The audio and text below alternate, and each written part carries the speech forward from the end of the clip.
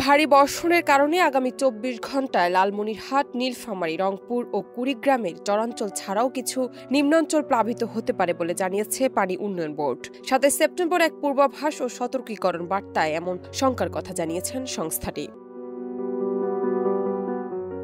সংস্থাটির নির্বাহী প্রকৌশলী সর্দার উদুর রহমান জানিয়েছেন, বর্তমানে দেশের সব প্রধান নদ-নদীর পানি সমতল বিপদসীমা নিচ দিয়ে প্রবাহিত হচ্ছে। তবে রংপুর বিভাগের তিস্তা ধরলা নদীর পানি সমতল বৃদ্ধি পাচ্ছে। অন্যদিকে দুধকুমার নদীর পানি সমতল স্থিতিশীল আছে এবং বিপদসীমার নিচ দিয়ে প্রবাহিত হচ্ছে।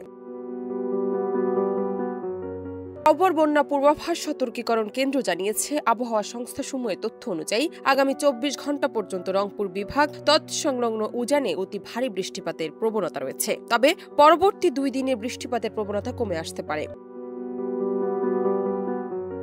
এর প্রেক্ষিতে তিস্তা ধরলা দুধকুমার নদীর পানি সমতল আগামী ২৪ ঘণ্টা পর্যন্ত দ্রুত বৃদ্ধি পেতে পারে। তবে পরবর্তী একদিন পর্যন্ত তা স্থিতিশীল এবং তার পরের দিন থেকে তা হ্রাস পেতে পারে। এই অবস্থায় আগামী ২৪ ঘণ্টা পর্যন্ত লালমনিরহাট, নীলফামারী, রংপুর, কুড়িগ্রাম জেলার তিস্তা নদীর পানি সমতল সতর্ক সীমায় প্রবাহিত হতে পারে এবং জেলাগুলো সংশ্লিষ্ট চরাঞ্চল ছাড়াও কিছু নিম্নাঞ্চল প্লাবিত হতে পারে।